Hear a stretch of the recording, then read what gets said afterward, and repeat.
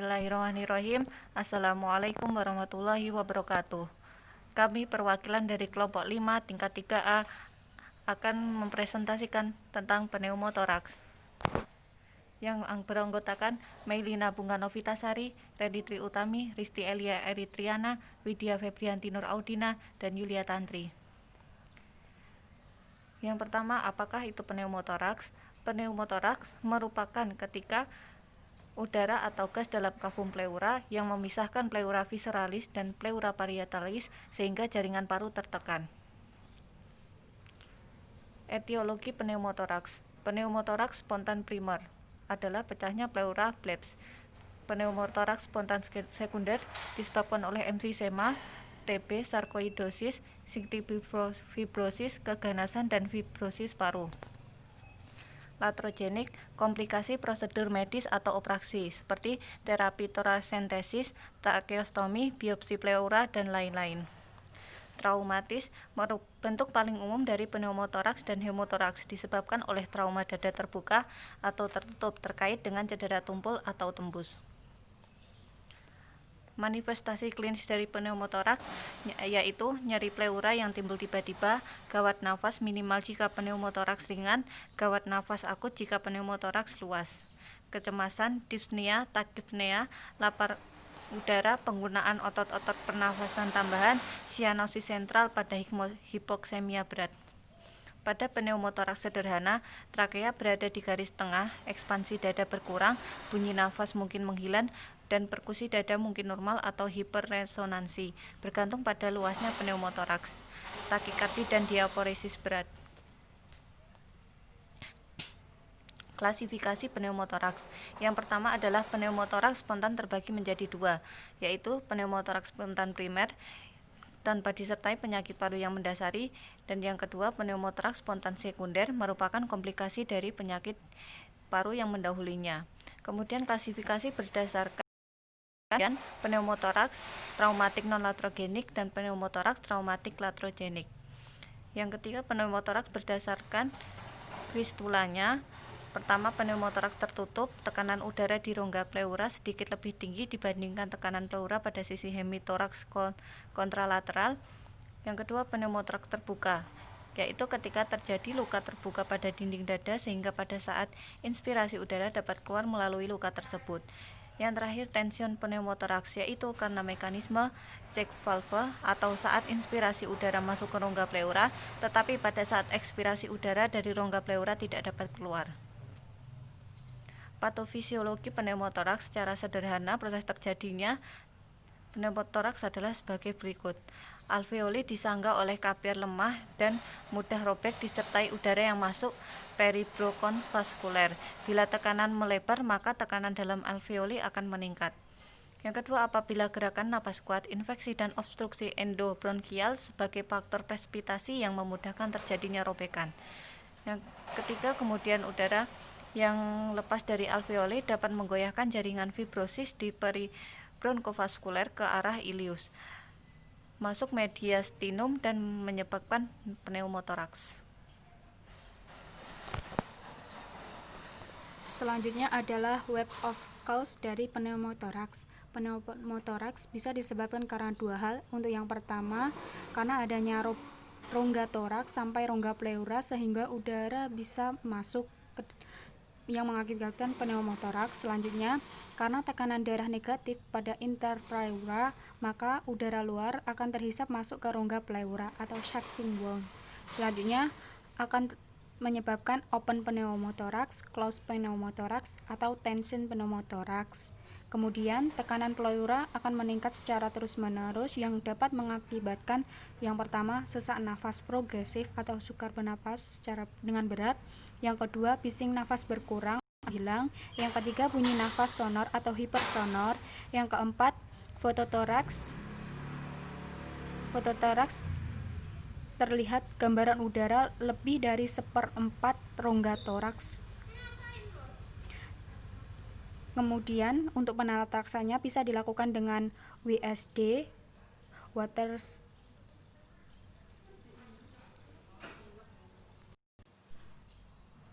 Untuk penata laksanaannya bisa dilakukan dengan WSD atau Water Snake Drainage yang dapat akibat dari penata laksanaan tersebut bisa menyebabkan adanya luka, kemudian nyeri pada luka saat digerakkan. Yang ketiga, ketidakefektifan pola pernafasan. Yang keempat, ketidakefektifan bersihan jalan nafas. Selanjutnya untuk penyebab yang kedua bisa terjadi karena adanya robekan pada pembuluh darah interkoste, pembuluh darah jaringan paru.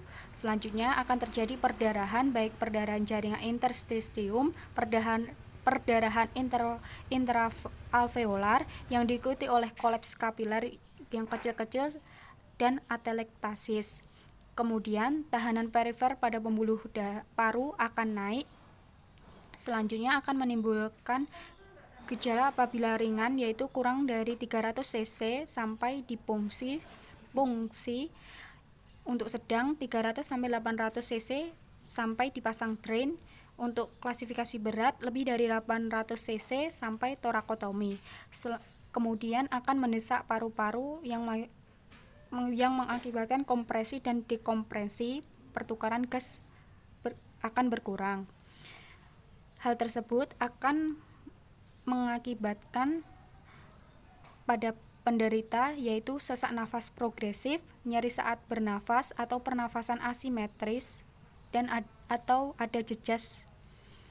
Yang ketiga, peka dengan batas jelas atau tidak jelas. Yang keempat, bising nafas tidak terdengar.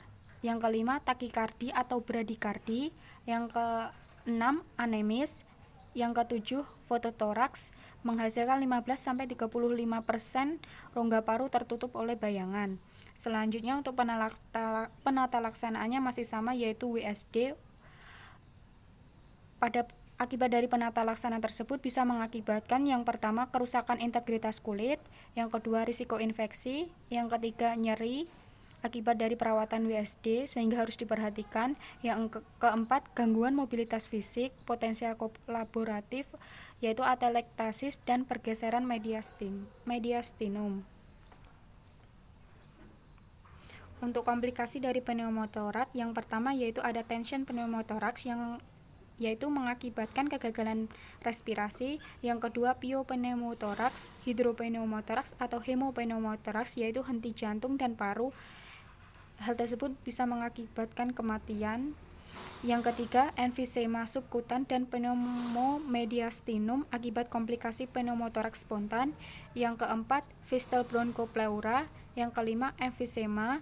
Yang keenam, pneumotoraks simultan bilateral. Untuk penata laksanaan secara umum pneumotoraks, yang pertama akan dilakukan pemeriksaan diagnostik. 1. Pemeriksaan fisik dengan stetoskop menunjukkan penurunan suara. Yang kedua, analisa gas darah untuk mengkaji tekanan oksigen dan tekanan karbon dioksida. Yang ketiga, pemeriksaan EKG. Yang keempat, sinar ronsen dada menyatakan akumulasi udara atau cairan pada area pleura dapat menunjukkan penyimpangan struktur mediastinal pada jantung. Yang kelima, toracentesis yang menyatakan darah atau cairan serosanguinosa. Yang keenam, pemeriksaan darah vena, darah lengkap dan elektrolit. Kadar Hb mungkin akan menurun atau akan kehilangan banyak darah. Yang ketujuh, pengkajian tingkat kesadaran dengan menggunakan pendekatan AVPU. Yang kedelapan, pulse oximeter harus dipertahankan dengan saturasi lebih dari 92%.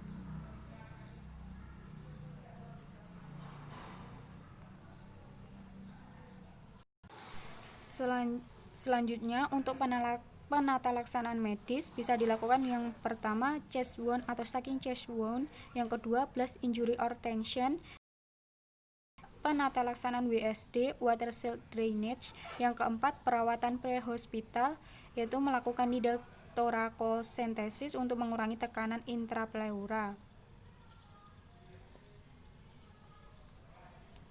Selanjutnya contoh asuhan keperawatan pada pasien pneumotoraks.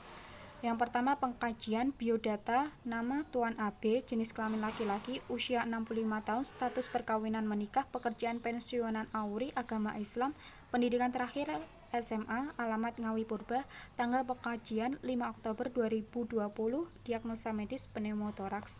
Keluhan klien. Keluhan utama, klien mengeluh nyeri di dada sebelah kiri setelah terjatuh dari pohon nangka dengan ketinggian kurang lebih 3 meter 3 hari yang lalu. Saat pengkajian, klien mengeluh nyeri di dada sebelah kiri secara terus-menerus seperti tertekan dengan skala 4 dari 0 sampai 10 serta merasa sesak. Riwayat penyakit sekarang, pada 9 Oktober 2020, sekitar pukul 9, klien dengan keadaan sadar penuh dan mengeluh nyeri di dada sebelah kiri datang ke IGD Rumah Sakit Umum Daerah Dr. Suroto Ngawi bersama keluarga untuk memeriksakan keadaan klien.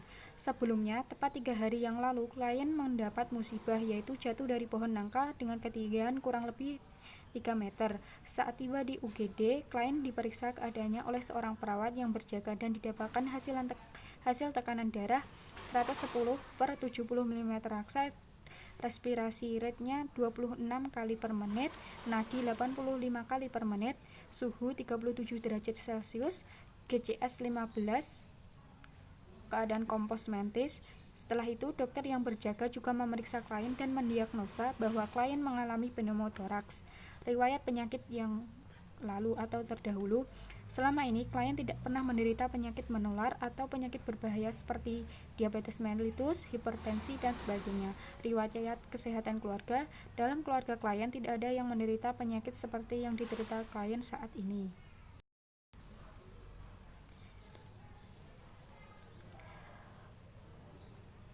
Selanjutnya, primary survey. Yang pertama, airway, tidak ada sumbatan jalan nafas. Yang kedua, breathing, dada klien tampak simetris, klien tampak meringis dan sesak, suara napas pada paru kiri menurun, hasil perkusi hipersonor. Circulation, nadi 85 kali per menit, CRT kembali normal dalam waktu kurang 2 detik, warna kulit tidak pucat atau cyanostes, turgor kulit klien baik, disability, GCU 15, keadaan kompos mentis, refleks normal, pupil isokor, exposure, tidak ada jejas ataupun lesi.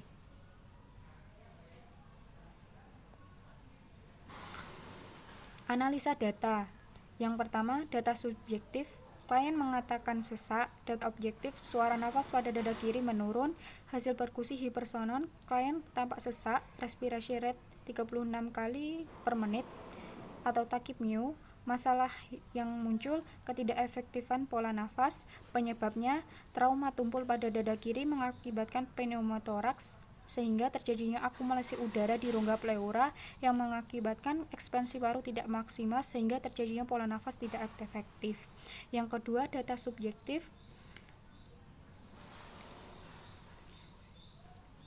yaitu pengkajian nyeri dengan P atau pain. Klien mengatakan nyeri saat duduk dan berkurang saat istirahat. Quality, klien mengatakan nyeri seperti tertekan.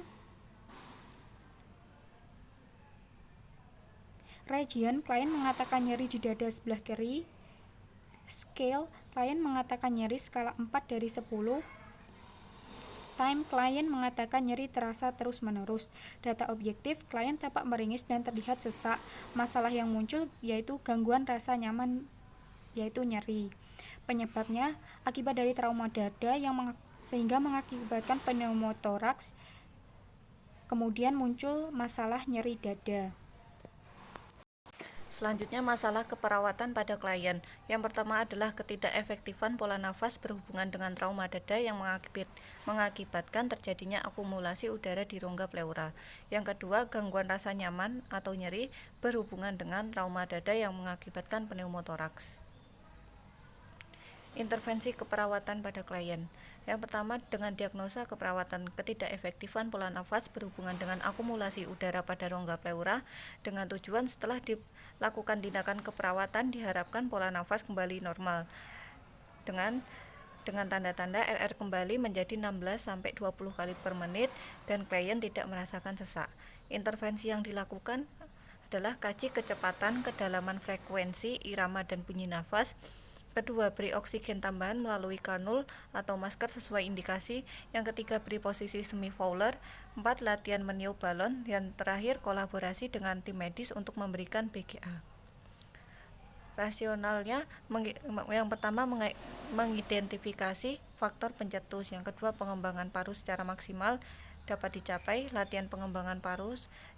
Keempat, sebagai indikasi pola nafas sudah efektif. Dan kelima, mengetahui BGA. Diagnosa kedua, gangguan rasa nyaman nyeri berhubungan dengan trauma dada atau pneumotoraks. Dengan tujuan setelah dilakukan tindakan selama 15 menit, diharapkan rasa nyeri berkurang dan skala nyeri turun dari 4 menjadi 2 sampai dengan 1 atau sudah tidak nyeri kembali. Intervensi pertama adalah kaji area nyeri di sekitar fraktur dengan rasional untuk mengetahui PQRST nyeri klien. Yang kedua, ajarkan teknik relaksasi untuk mengurangi nyeri. Dengan rasional dapat membantu menurunkan rasa nyeri klien serta mencegah kerusakan lebih lanjut. Yang ketiga, kaji TTV setiap malam. Dengan rasional, relaksasi nafas dapat membantu menurunkan rasa nyeri. Yang terakhir, kolaborasi pemberian terapi analgetik untuk mengurangi nyeri. Dengan rasional menghilangkan rasa nyeri dan mencegah kesalahan posisi tulang, tegangan jaringan yang cedera. Terima kasih, sekian presentasi dari kelompok kami. Kurang lebihnya kami mohon maaf. Billahi taufik wal hidayah. Wassalamualaikum warahmatullahi wabarakatuh.